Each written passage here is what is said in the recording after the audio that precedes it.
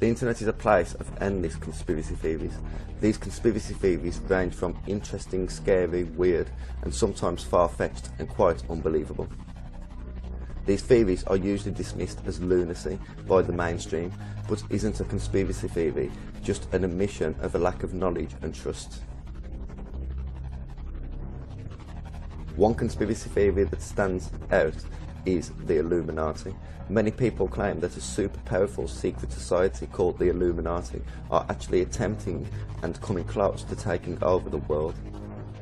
This kind of opinion is obviously usually met with huge doubt and sometimes even ridicule, but believers in the Illuminati have some very compelling arguments that is more often than one might think backed up by history books.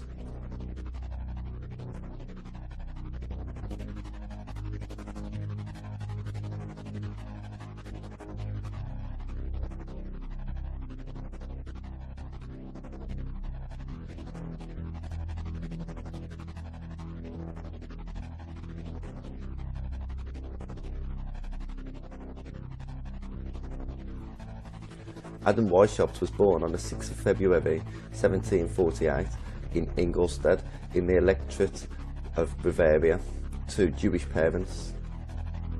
His father was a professor of law at the University of Ingolstadt and died when Adam was just 5 years old. Adam Weishaupt began his formal education at age 7 at a Jesuit school.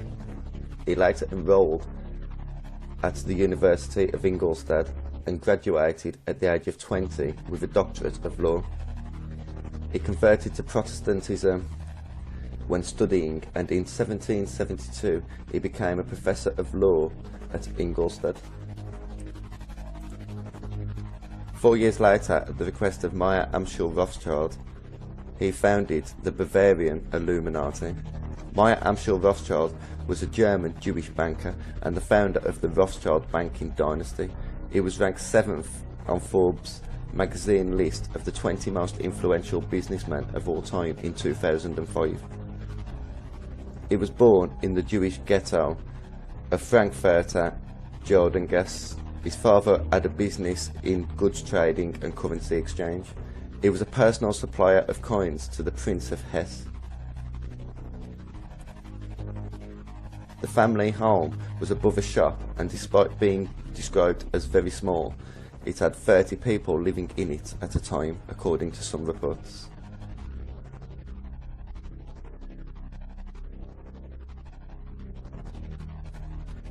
Despite coming from the ghetto, Meyer Amschel Rothschild and his sons went on to build what many believe become the wealthiest family in human history.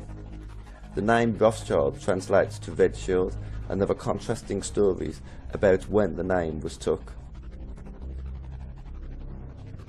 Some claim that Meyer Amschel Rothschild was born Meyer Amschel Burr and changed his name to Rothschild after the death of his father. But much of the mainstream tells us that the name Rothschild can be traced back to the 15th century.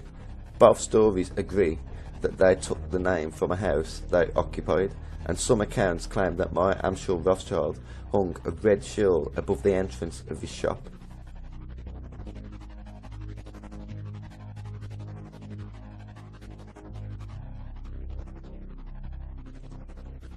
Inside the shield, according to some accounts, there was a double-headed eagle.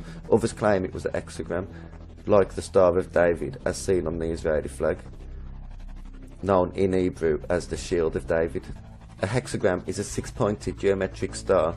It is also one of the most ancient symbols, and on the outside of many Masonic temples as a decoration. Albert G. Mackey in the Encyclopedia of Freemasonry explains its Masonic meaning.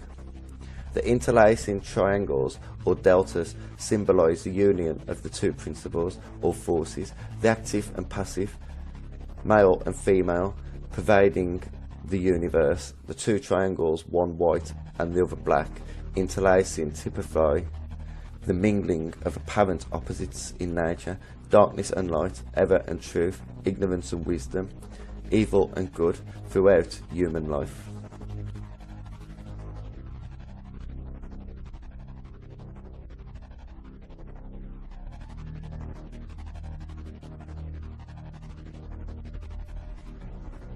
The seal of Solomon is a ring that God given to King Solomon.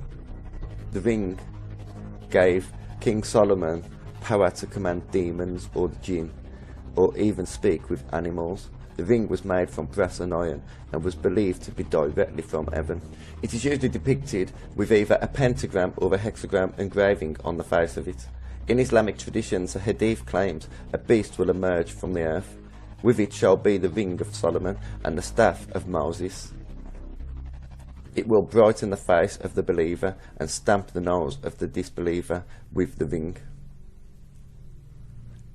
An hexagram is sometimes used in Catholic churches. It is sometimes called the Star of Creation. It is also used in Buddhism, Hindu and the occult.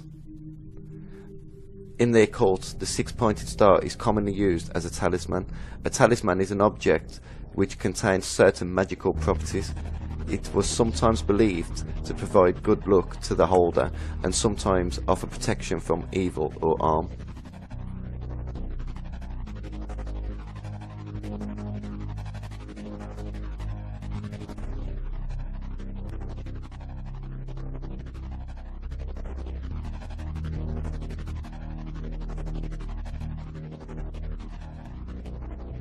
By the early years of the 19th century, Meyer Amschel Rothschild had consolidated his position as principal international banker to Prince Wilhelm of Hesse. He began to issue his own international loans and borrowing capital from the Landgrave.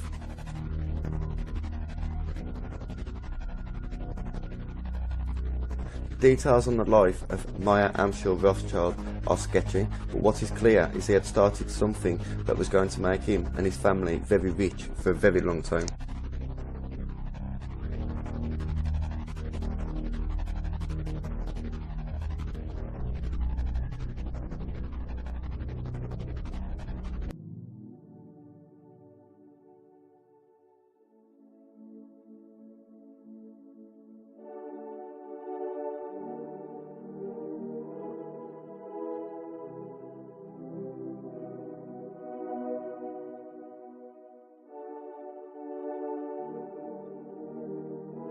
Researcher Paul Johnson writes, "The Rothschilds are elusive. There is no book about them that is both revealing and accurate.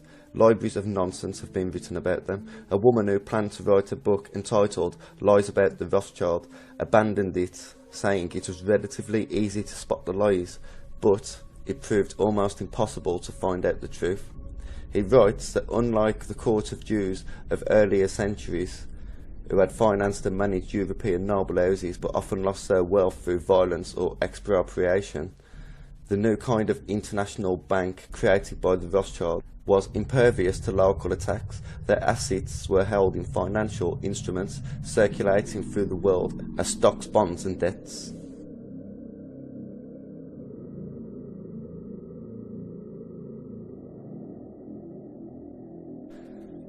According to some reports, Meyer Amschel Rothschild made a will days before he died. This will set out rules that future Rothschilds must follow to allow the family to keep their wealth.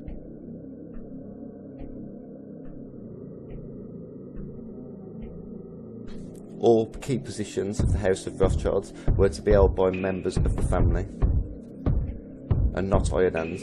Only male members are allowed to participate in business. The oldest son of the oldest son was the head of the family unless the majority of the family agreed otherwise.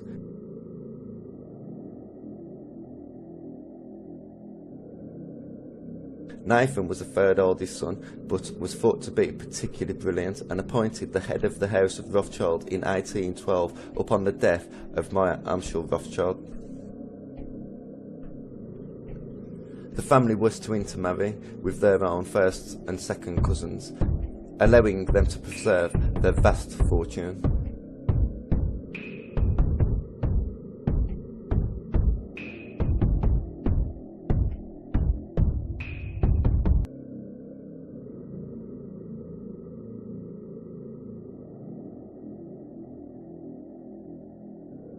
Biographer Frederick Morton in The Rothschilds tells us that Meyer Amschel Rothschild and his 5 sons were wizards of finance and fiendish calculators who were motivated by a demonic drive to succeed in their secret undertakings.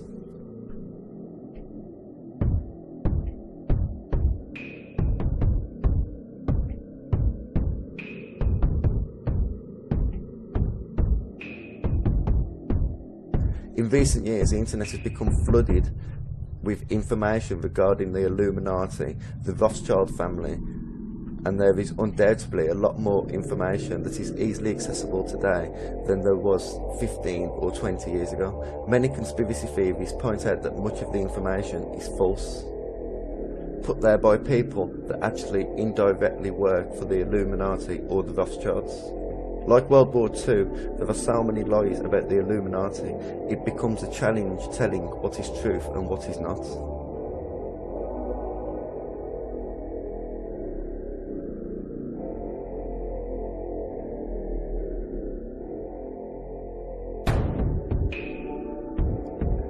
The official story of the Illuminati is the society's goals were to oppose superstition, obscurantism, religious influence over public life, and abuses of state power. The order of the day, according to their statutes, were to put an end to the machinations of the purveyors of injustice, to control them without dominating them.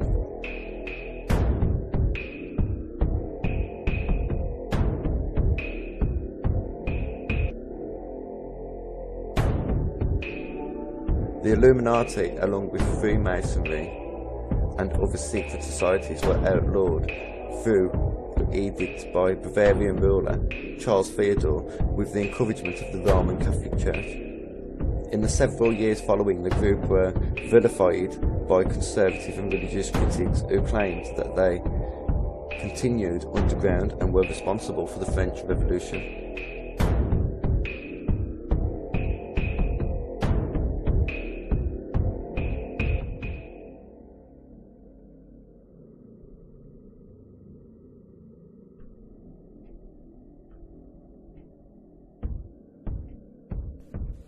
Most people believe that this was the beginning of the end of the Illuminati. Some, however, believe that the Illuminati may not only have survived attacks from the powerful and influential Catholic Church, but are in fact still operating today,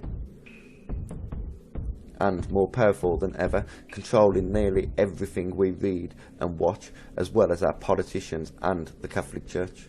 It's a theory that sounds far-fetched to some, but we should consider the fact that a very tiny proportion of people own a huge proportion of the world's land and wealth.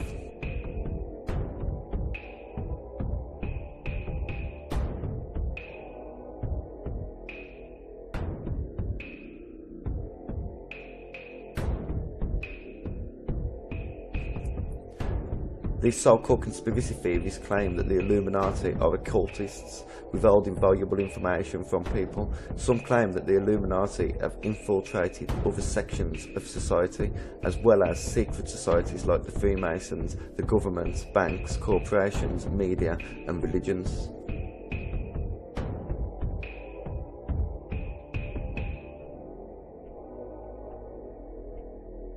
In his 1993 book, Conspirators' Hierarchy, The Story of the Committee of 300, Dr. John Coleman listed what he claims are the 21 goals of the Illuminati.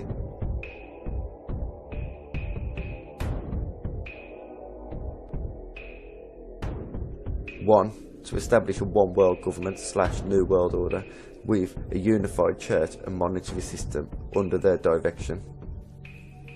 2, to bring about the utter destruction of all national identity and national pride. 3, to engineer and bring about the destruction of religion, and more especially the Christian religion, with one exception, their own creation.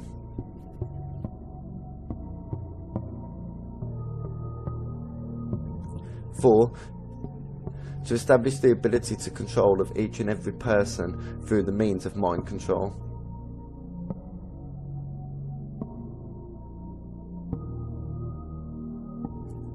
5, to bring about the end of all industrialisation, to end production of nuclear generated electric in what they call a post-zero growth society.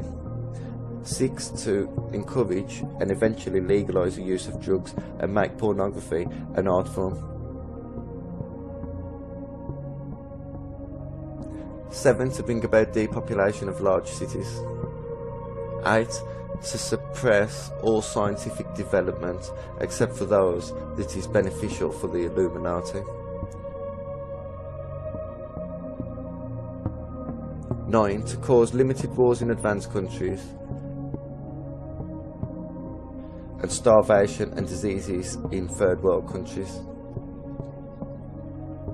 Dr. John Coleman claims that the Illuminati wants to rid the planet of 3 billion people by the year 2050.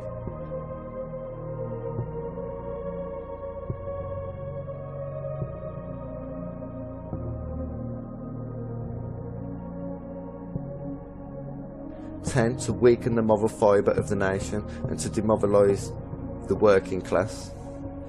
11, to keep people everywhere from deciding their own destinies by means of one created crisis after another and then managing such a crisis. This will confuse and demoralise the population. Apathy on a massive scale will result. To introduce new cults and continue the boost of those already functioning.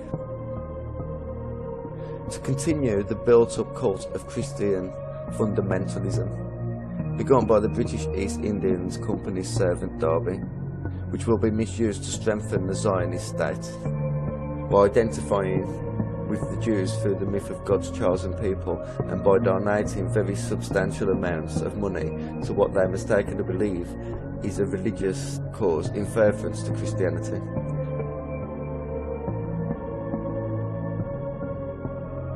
To export religious liberation ideas around the world so to undermine all existing religions, especially Christianity.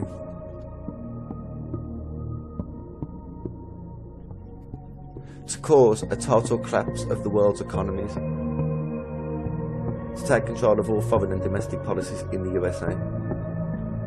To give the fullest support to the supranational institutions such as the United Nations, the International Monetary Fund, the Bank of International Settlements, the World Court, and, as far as possible, make local institutions less effective by gradually phasing them out or bringing them under the mantle of the UN. 19. To penetrate and subvert all governments and work within them to destroy sovereign integrity of all nations represented by them.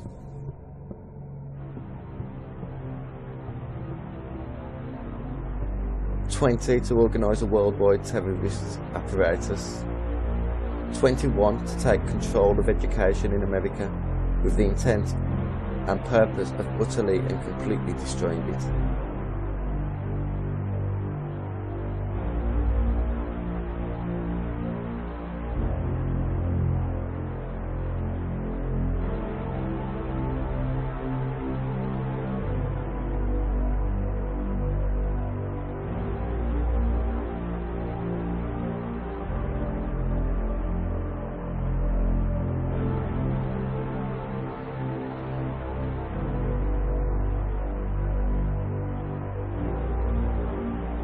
The Illuminati are said to hide in plain sight and use symbolism of a message of showing their occultist beliefs on a subliminal level, as well as showing each other that they are indeed members of the Illuminati or other secret societies.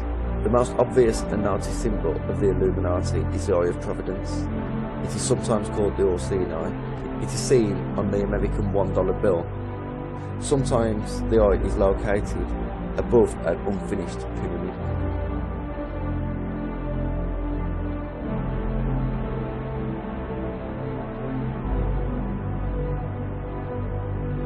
This symbol has been connected with secret societies like the Illuminati and Freemasons for hundreds of years. The All-Seeing Eye can be seen on the French Declaration of Human Rights.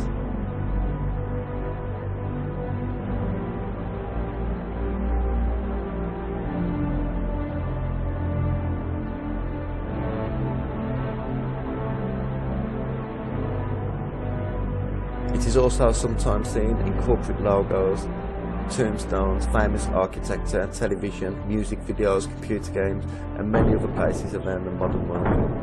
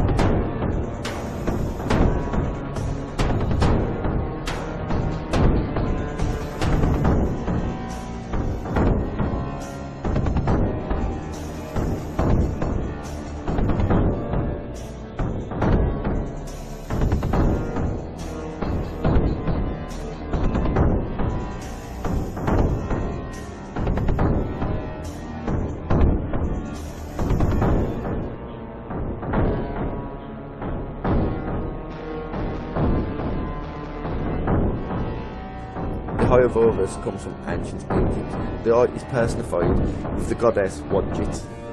Wadjit was one of the earliest Egyptian deities. The Eye of Horus is similar to the Eye of Ra, which belongs to a different god, but represents the same concepts.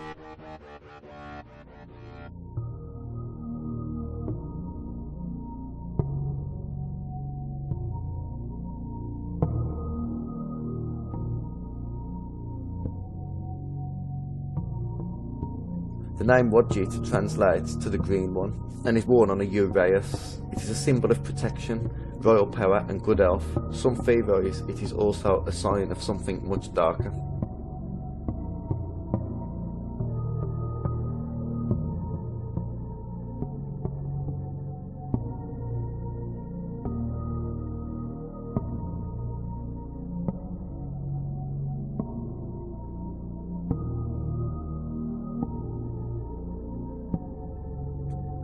The Hadith talks of the one-eyed lion and tells us of the 30 dajjals or deceivers that will appear before the final one.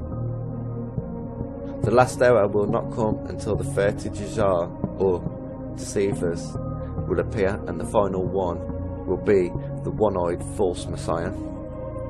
There is no prophet that has not warned the community of that one-eyed liar. Behold, he is one-eyed, and your Lord is not one-eyed. The Jajjar is blind in one eye, and on his forehead is the letters KFR, meaning kafar, between the eyes of the Jajjar, which every believer will be able to read. Kafar translates to non-believer.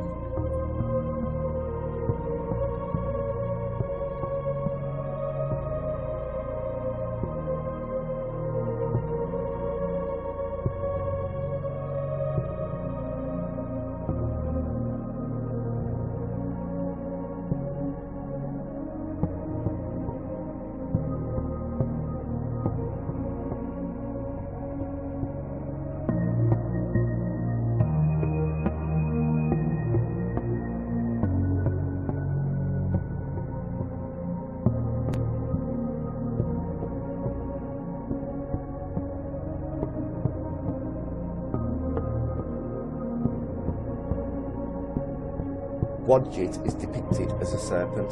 Serpent and serpent symbolism is one of the oldest and most widespread mythological symbols in the world. Ouroboros is an ancient symbol of a serpent eating its own tail that represents the perpetual cyclic renewal of life, the eternal return, the cycle of life and death and rebirth, leading to immortality.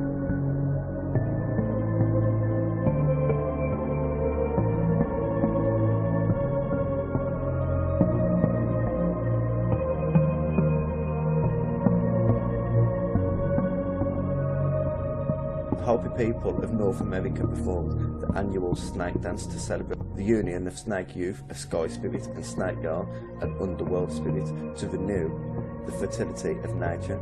At the end of the celebration, live snakes were handed out and released into fields in hope of good crops.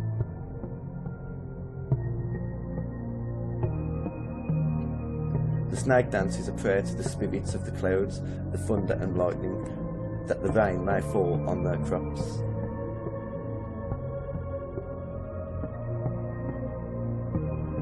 The vision serpent is a creature from pre-Columbian Mayan mythology and one of the most important of all the Mayan serpents.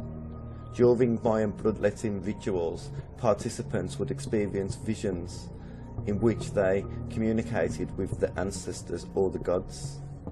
These visions took form of a giant serpent, which served as a gateway into the spirit realm.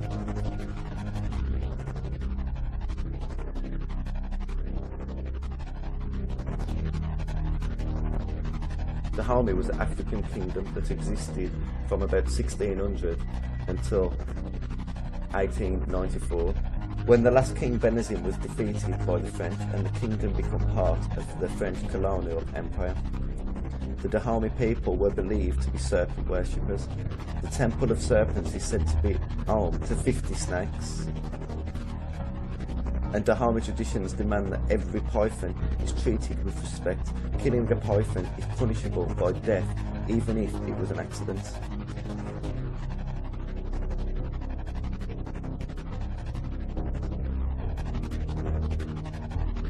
The rainbow god of Ashanti was also conceived to have the form of a snake. Like Mayan beliefs, in many parts of Africa, the serpent is looked upon as incarnations of deceased relatives.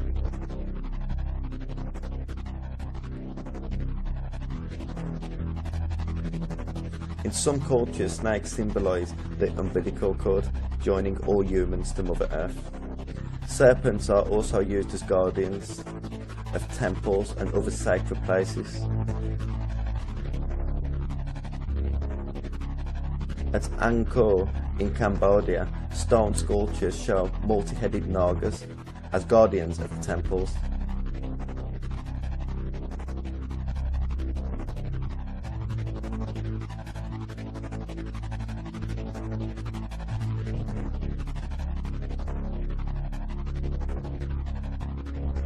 Four weeks after Gautama Buddha began meditating under the Bodhi tree, the heavens darkened for 7 days. and a prodigious rain descended. The mighty king of serpents, Mucalinda, came from beneath the earth and protected with all of his hood. The one source of all protection. When the great storm had cleared, the serpent king assumed his human form and bowed before Buddha and returned in joy to his palace. Many Chinese cultures and societies worship the dragon, although these are not exactly serpents. In many cultures, a dragon has very similar symbolic meanings to serpent. For example, the Greek god Lardon and the Norse god Nidog are sometimes described as serpents and sometimes dragon. In some places in China, the Indian serpent was equated to the Chinese dragon.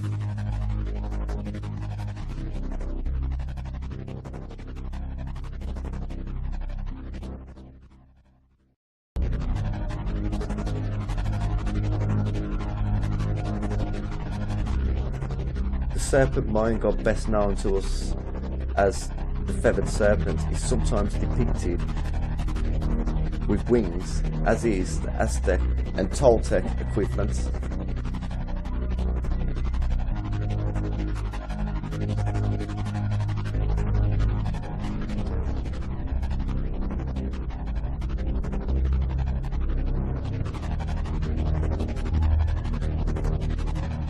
According to some sources, Althea, or sometimes known as Alpheanus, which means serpent, ruled with Urinon before the two were cast down by Cronus and Rhea. Serpents and reptilians feature heavily in Greek and Roman mythology.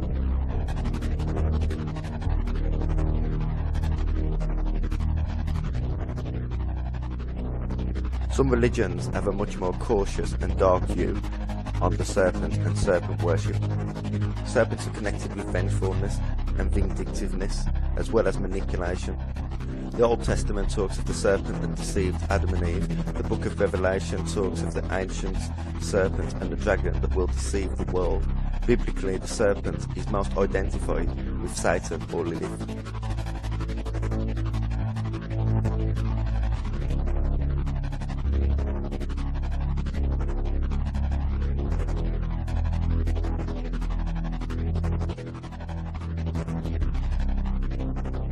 The Epic of Gilgamesh is an epic poem from ancient Mesopotamia.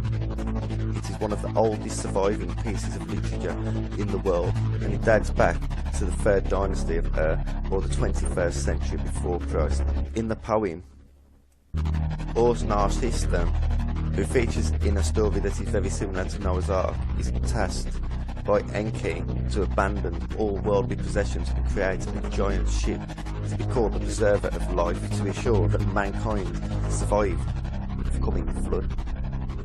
He told Gilgamesh there is a plant that looks like a box thorn.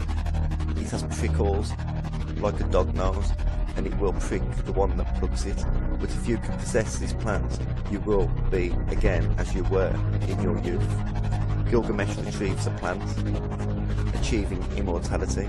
Unfortunately for Gilgamesh, when he stops to bathe, the plant is stolen by a serpent who sheds its skin as it departs. Gilgamesh weeps because he has now lost the chance of immortality.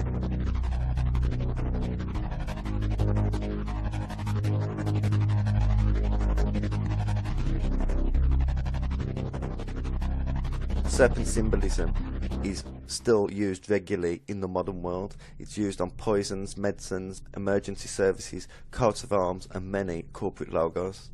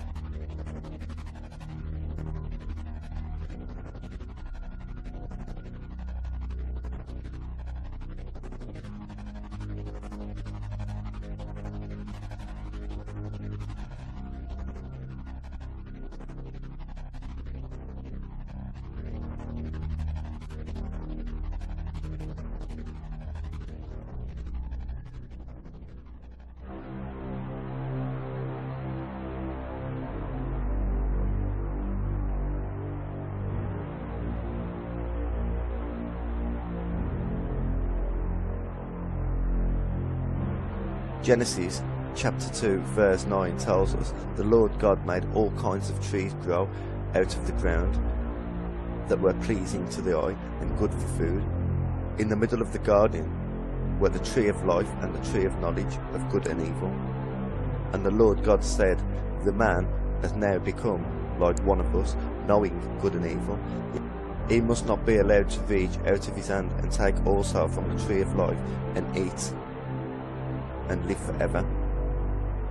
So God banished him from the garden to work the ground from which he had been taken. After he drove the man out, he placed on the east side of the Garden of Eden cherubim and a flaming sword flashing back and forth to guard the way to the tree of life.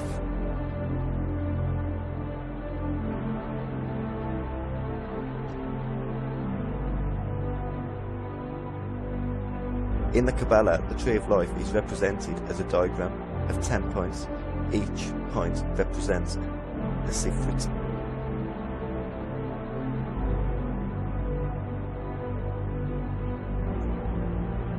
In Celtic mythology, the tree of life symbolises wisdom, strength, rebirth and long life. It also unites the upper world and the lower world. It was believed that trees connections to gods and possibly ancestors as well. In the Quran, Adam eats from the tree of immortality after Satan, disguised as a serpent, repeatedly told Adam to eat from the tree, and eventually both Adam and Eve did so, disobeying Allah.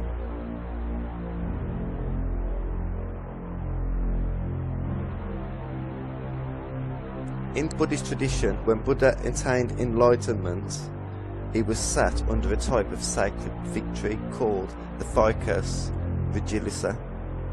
The fig tree is also the third tree mentioned in the book of Genesis, after the tree of life and the tree of knowledge of good and evil. Adam and Eve used fig tree leaves to cover themselves after eating from the tree of knowledge of good and evil.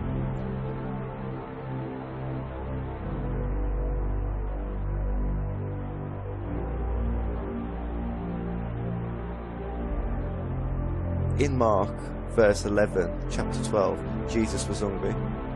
Seeing in the distance a fig tree in leaf, he went out to find if it had any fruit. When he reached out, leaves, because it was not the season for figs, then he said to the tree, "May no one ever eat fruit from you again." And his disciples heard him say it. On reaching Jerusalem, Jesus entered the temple courts and began driving out those who were buying and selling there. He overturned the tables of money changers and benches of those selling doves,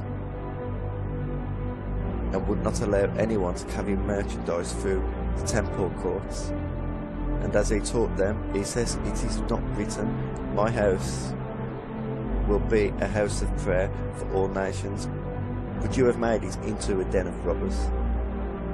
The chief priests and teachers of the law heard this and began looking for a way to kill him, but they feared him because the whole crowd was amazed at his teaching. When evening came, Jesus and his disciples went out of the city. In the morning they went along, they saw the fig tree withered from the roots.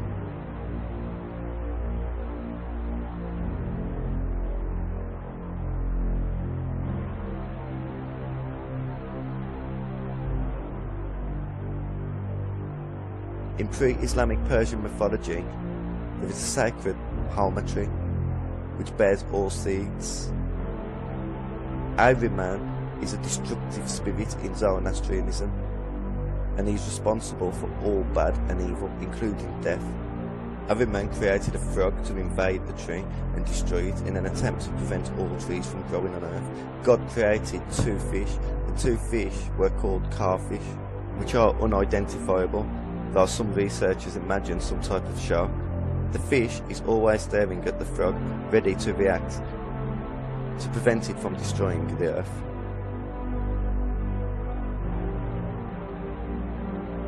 In German paganism and Norse mythology,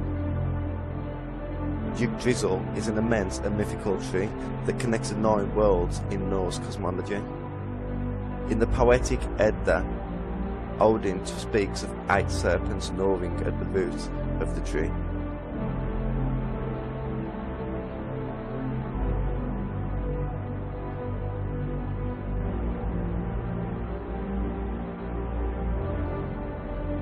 The Epic of Gilgamesh talks of the Uluppu tree. Inanna, the Sumerian goddess of love, fertility and warfare, cared for the tree with her hands. She settled the earth around the tree with her foot. She wondered, how long will it be until I have the shining throne to sit upon? How long will it be until I have a shining bed to lie upon? The years passed, 5 years and then 10 years. The tree grew thick, but the bark did not split. Then the serpent, who could not be charmed, made its nest in the roots of the Uluppu tree. The Anzu bird set its nest in the branches of the tree, and the dark-made Lilith built her home in the trunk. The young woman, who loved to laugh, wept.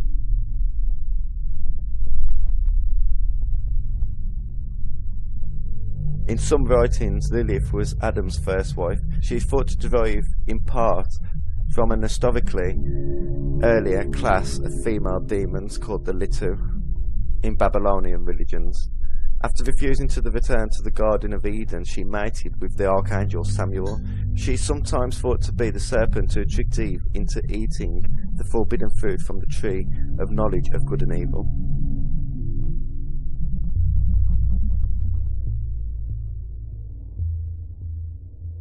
Babylonian texts depict Lilith as a prostitute of the goddess Ishtar.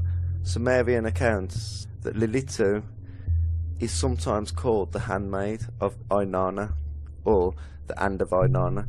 The Sumerian text states that Inanna sent a beautiful, unmarried, seductive prostitute out into the fields and the streets to lead men astray. She was said to seduce men, harm pregnant women, mothers and newborn babies, drink blood, and cause disease, sickness and death.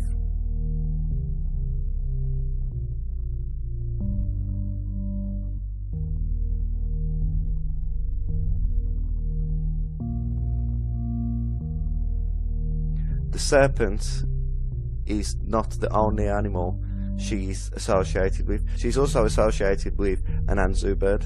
An Anzu bird was seen as a massive bird that could breathe fire and water.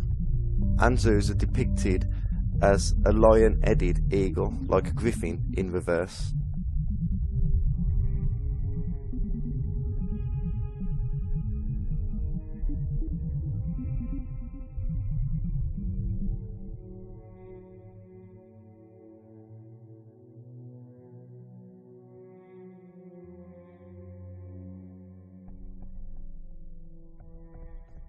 She is also associated with the owl and sometimes depicted with owl claws. In the 2009 movie The Fourth Kind, owls are witnessed by the abductees just before the abduction takes place. The Fourth Kind was based on the mysterious disappearance of 24 people that had taken place in Nome, Alaska between the 1960s and 2004.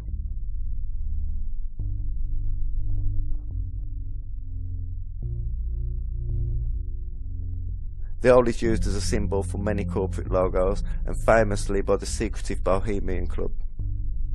A 30-foot hollow owl statue made of concrete over steel supports stands at the head of the lake in the grove. The owl shrine was designed by sculptor Haig Patagane.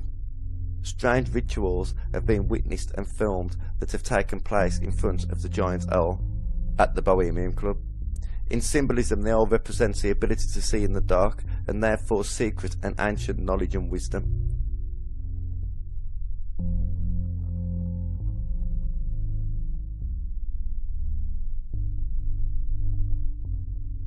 Birds are common in symbolism. A dove, for example, is considered a sign of peace. Many goddesses were depicted with doves around them.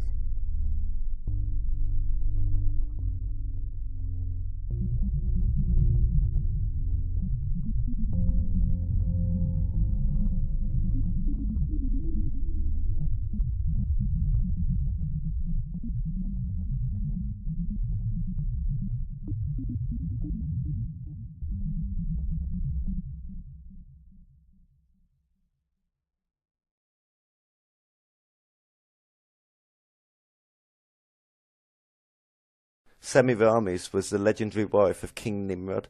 King Nimrod was the great-grandson of Noah. She was said to be raised by doves.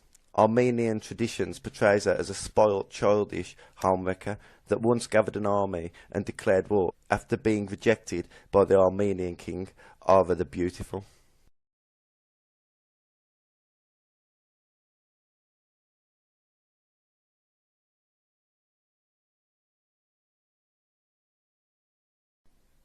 As well as many pagan goddesses, doves often appear alongside the Virgin Mary.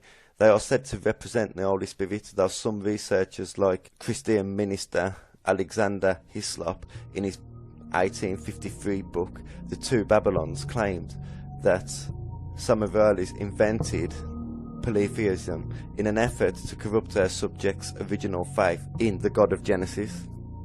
He also believed that the Catholic Church's depiction of the Blessed Virgin Mary was based on Semiramis.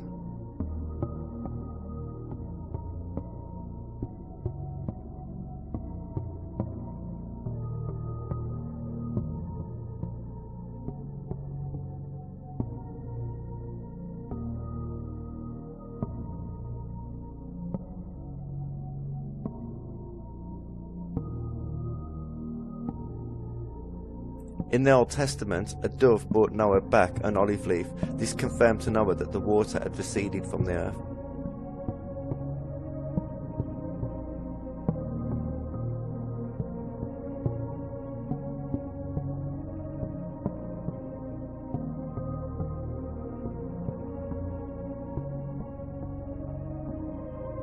The eagle was a symbol of power and strength in ancient Rome, as well as a messenger of the highest gods. The eagle is considered the king of the sky. In the United Kingdom, an eagle is present on the official emblem of the Royal Air Force.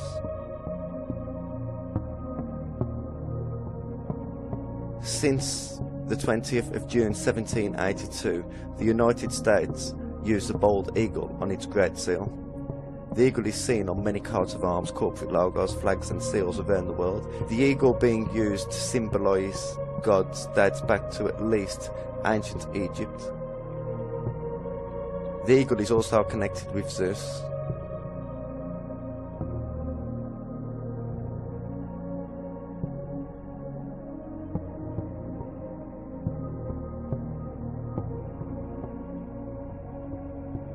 In Egypt, the symbol of an eagle and the eagle as a form of heraldry date into pre-dynastic Egypt. The book A Bridge to Light, which is believed by some to be given to 32nd degree Freemasons upon completion of the Scottish Rite degrees, provides an explanation to the use of eagle symbolism in ancient Egypt. He writes, among the Egyptian, the eagle was the emblem of the wise man because its wings bore him above the clouds into the purer atmosphere and nearer the source of light, and his eyes were not dazzled by that light. Since the eagle also represents the great Egyptian sun god Amun-Ra, it is a symbol of infinite, supreme reason or intelligence.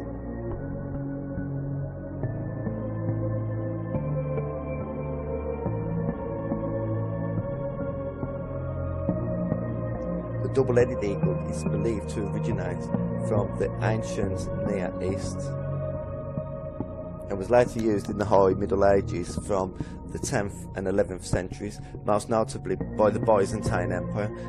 The 11th or 12th century representations have also been used in Islamic Spain, France, Bulgaria, and from the 13th century onward it became much more widespread.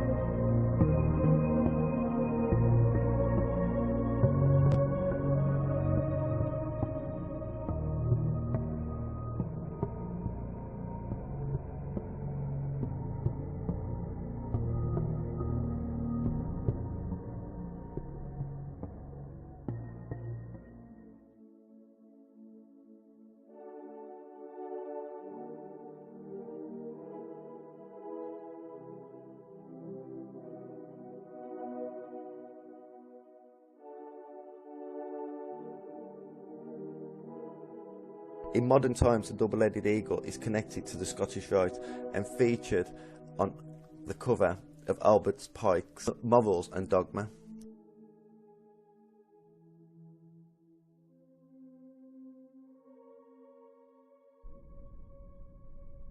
According to Manly P. Hall, a 33rd degree Freemason, what is being depicted is not actually an eagle, but a double-headed phoenix.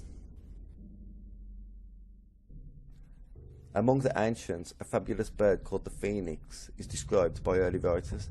In size and shape it resembles the eagle, but with certain differences. The body of the phoenix is covered in glossy purple feathers, and plumes in its tail are alternatively blue and red. The head of the bird is light in colour, and about its neck is a circulate golden plumage.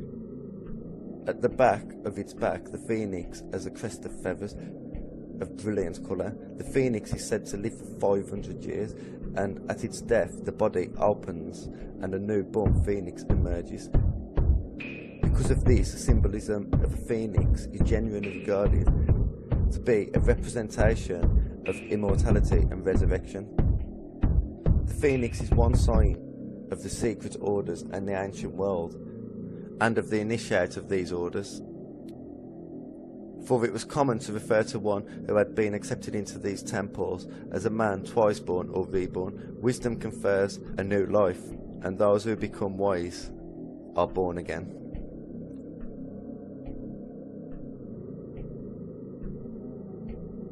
In the Illustrated Review of Occultism and Philosophy, Manly P. Hall also writes on the phoenix. A phoenix is a mythical bird with a colourful plumage and a tail of gold and scarlet, or purple, blue and green, according to some legends. It has a 500 year to 1000 life cycle, and near the end of its life cycle builds itself a nest of twigs that then ignites both the nest and the birds fiercely, and they are reduced to ashes, from which a new young phoenix or phoenix eggs arises, reborn anew to live again. The new phoenix is destined to live as long as its old self. In some stories, the phoenix embalms the ashes of its old self in an egg made of myrrh and deposits it into the Egyptian city of Heliopolis. William Schnabelem, in his book Satan's Door Revisited, on page 4, writes, the phoenix of Bunu is believed to be a divine bird going back to ancient Egypt. This phoenix destroys itself in flames and then rises from the ashes. Most occultists believe that the phoenix is a symbol of Lucifer, who was cast down into flames and will one day rise triumphant.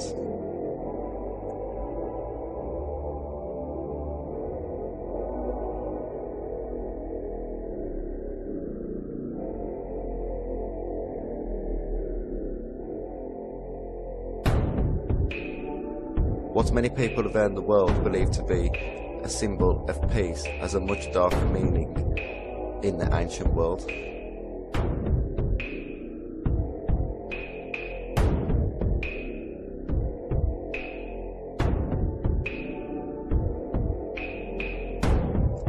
In 1958, the peace symbol was used by Gerald Holtum as a symbol for the nuclear disarmament movement.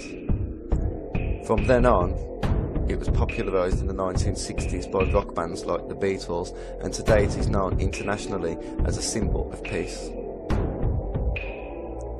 Throughout the last 2,000 years, the symbol was actually a symbol used to show hatred towards Christians. When the famously psychotic Roman Emperor Nero crucified the Apostle Peter head downward, the event is said to resemble the symbol of the broken cross. From then on, this symbol was used by pagans to show their hate to Christians and Christianity. It became known as the Neronic cross. The broken cross is sometimes called the crow's foot, the Neronic cross, the witch's foot, the sign of the broken Jew. It is seen as a dark symbol, the symbol of the Antichrist. It also signifies the jester of despair and the death of man. These crosses are all based on the inverted cross, which is probably the most recognisable satanic symbol of them all.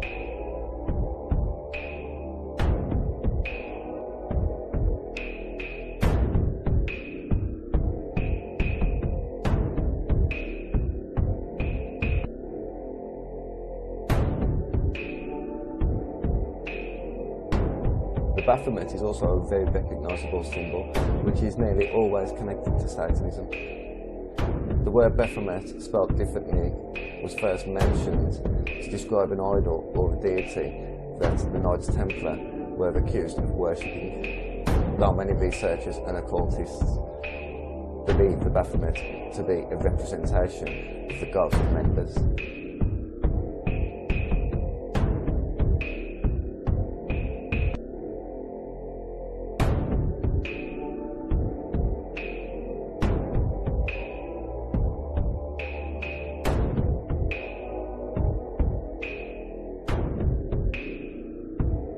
The horned god is a deity found in Wicca, paganism and witchcraft.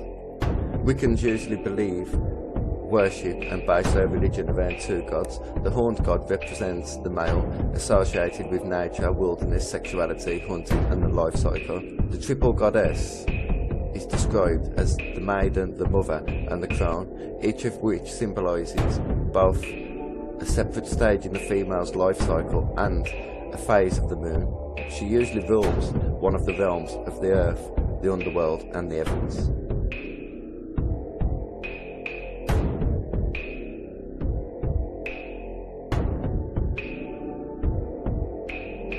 The skull and crossbones is a symbol consisting of a human skull and two large bones crossed together under the skull. The symbol originates from the late Middle Ages as a symbol of death. Today we see it as a symbol warning of danger, usually in regard to poisonous substances such as chemicals. The symbol was sometimes used on a black background on flags by pirate ships during the early part of the 18th century.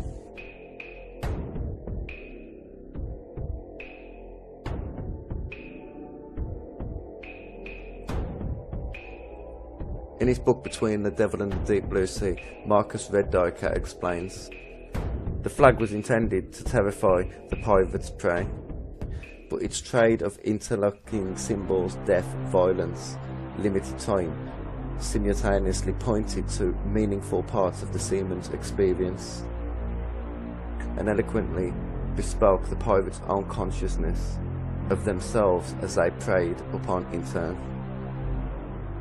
Pirates seized the symbol of mortality from ship captains, who used the skull as a marginal sign in their logos to indicate the record of death. Seamen who became pirates escaped from one closed system, only to find themselves encased in another.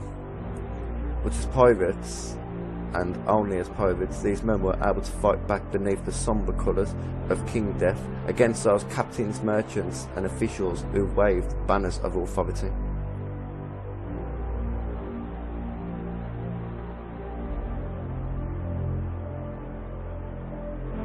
Skull and crossbones rarely appears on coats of arms and is used by the Skull and Bones Secret Society, which both George Bush and John Kerry were members of when running against each other in the 2004 presidential election.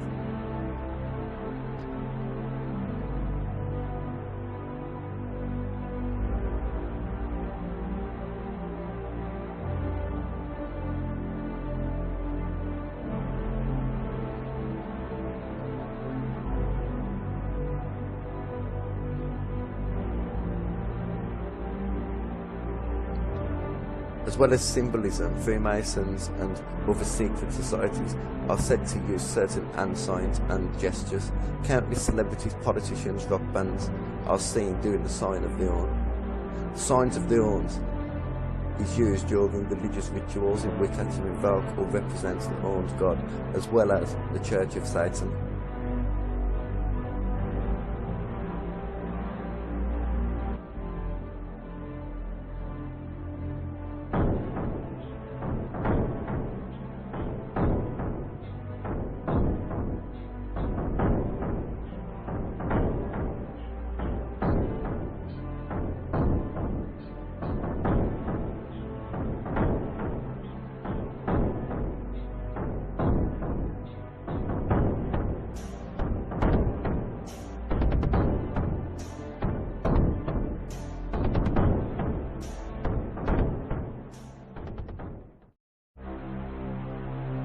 The meaning varies around the world. For example, Buck Horns is a slogan and hand signal of the University of Texas, and one of the earliest usages is thought to be from Gautama Buddha, that used the gesture for the expulsion of demons and the removal of obstacles, sickness and negative thoughts.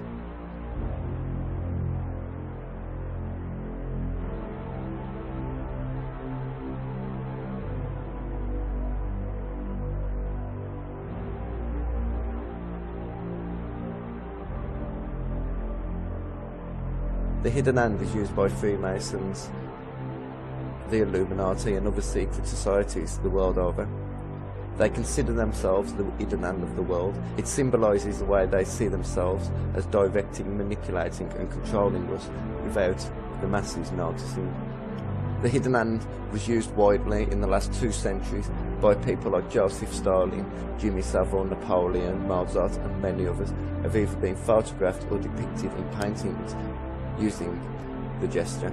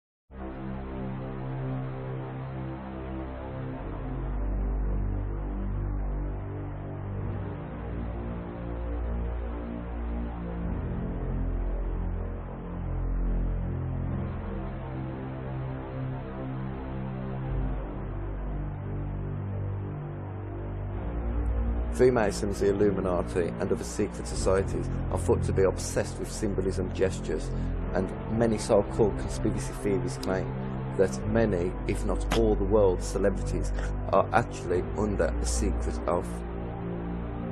Many celebrities and Freemasons symbolise this by covering their lips with their finger. This is said to symbolise the celebrities' powerlessness. They have been sworn to secrecy. Their lips are sealed.